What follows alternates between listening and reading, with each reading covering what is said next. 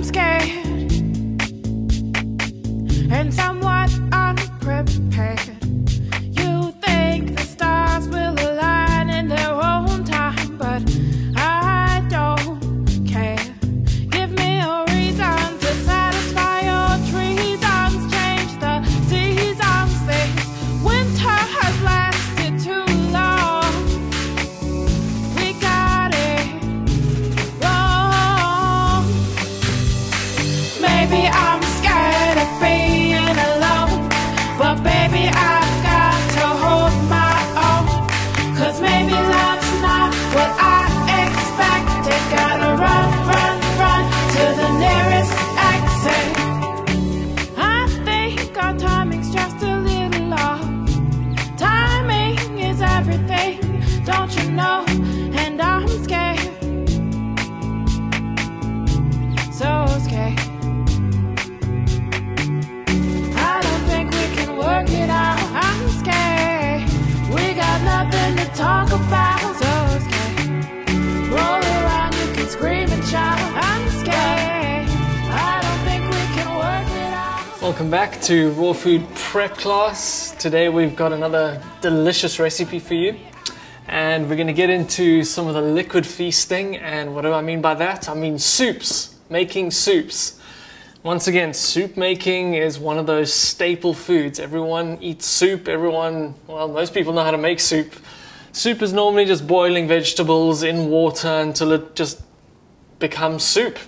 What we're going to do today is make soup probably faster than you've ever made before, tastier than you've ever tasted, well, when you make it yourself, tastier than you would have ever tasted before, and colorful, amazingly colorful, not losing all of that color in the cooking.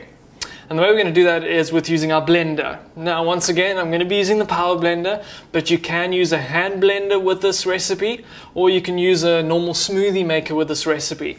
It will work with that. You might just need to blend it a little bit longer. The recipe we're going to be doing is a tomato and red pepper soup. So we're going to be blending up tomatoes, red peppers, and some other ingredients. And literally 5 minutes, your soup is done, on the table, ready to be eaten. Soup normally is a half day to a whole day affair with things slowly simmering and adding spices and getting the flavors right. With this recipe, it's so easy, just chucking it in a blender, turning it on, and having an awesome soup. So let's get started. You'll notice the first thing in the blender is that it's got some water in it. Now this water's been warmed through slightly, so it hasn't boiled, it's just gotten a bit hot. That way we can have a hot soup. I know some of you are wondering, oh, cold soups, I don't know about that. It doesn't have to be cold, you can have it warm by using hot water as your base. Okay, so we've got the hot water in there. And now we're going to get going with the tomatoes first. And we've got some great big tomatoes here. Let's start with 3. Remember to pull off the little green bit. That is actually poisonous if you have enough of that. Just chopping it into quarters is fine for the blender. So tomatoes are great to eat because they've got a lot of something called lycopene in it. What happens with lycopene is it becomes more absorbable and available when you're blending it or when you're cooking it. As I'm not partial to cooking, I prefer blending it, and using warm water does the same thing. But if you look at a tomato, by cutting it open, and certain segments of it as well, when you look at it, it's just got the most beautiful wateriness. It's great for getting liquid into our systems, for making us hydrated.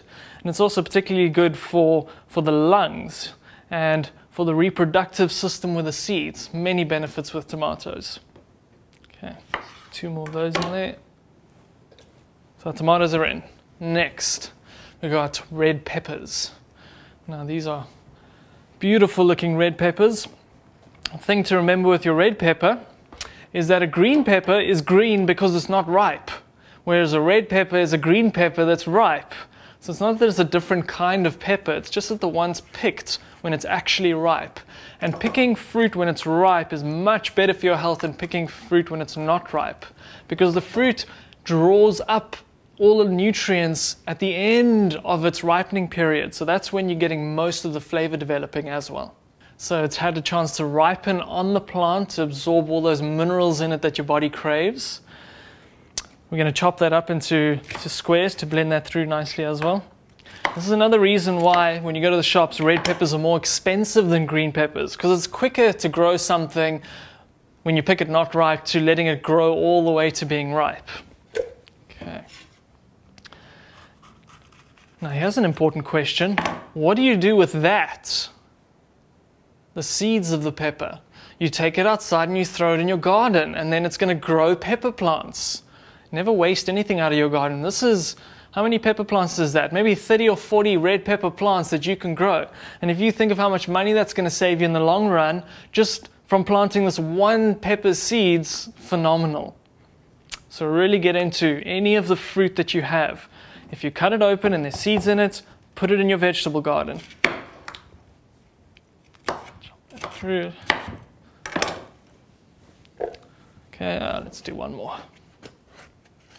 I like to add a bit more of this because it gives the soup a bit more of a texture to it. It's not so watery. The tomato is quite watery, so it does make the soup quite watery. Excellent. We've got the peppers in. So tomatoes, peppers. What else have we got? Red onions. Okay, so I use red onions. I prefer red onions to white onions because they're red.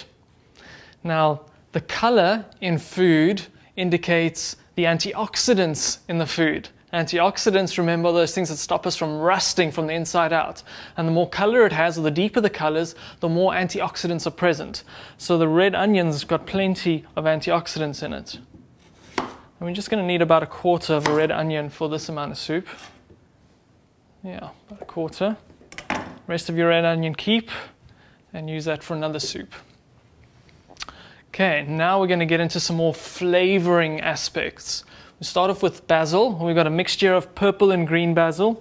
Once again, purple, color, amazing color too. There's so few foods that are actually purple. So if you can get hold of purple basil, excellent, excellent, potent, strong smelling and tasting basil. So we've given these a rinse. We're just going to pop all of that in there. Might as well finish it. Go. Basil. And basil is also an incredibly easy herb to grow in your garden. Get a seedling, get some seed, get it growing. It really likes a lot of sunlight, so it's normally only going to grow in the middle or towards the end of summer. Okay, what else do we have for flavor? We have a little bit of rock salt, and this is Himalayan rock salt. It's a type of salt that's been laid down thousands, if not millions of years ago, and it's a complete mineral salt like sea salt is. So yeah, you can choose either sea salt or rock salt. I'm going to put a bit of that in. This is very different salt to the salt that you get if you buy packets of iodized table salt. Iodized table salt is not the same thing. It's gone through a process where a lot of the minerals are lost and a lot of toxic things are added to it. So make sure you're getting a natural source of salt. Either sea salt or rock salt is the thing to go for. Okay. What else have we got? Now we like to have our soup a little creamy, but I'm not wanting to use any animal cream in here, so I'm going to use nuts. And I've got some cashew nuts, raw cashew nuts, and they'll give it a creaminess and slight more of a heaviness to the soup to make it more filling. So I'm just going to put about a handful of cashews in there. A few more. There we go. What else is on the table? We've got some olive oil. Olive oil, again, bit of an oiliness and taste to your soup. For your soup, so just add in about 1 tablespoon to 2 tablespoons in there. There we go, that'll do. That'll sink through. And then we have, these ones. Let's put these in. Goji berries. Now I talk about gojis all the time because they're amazing, amazing, amazing food.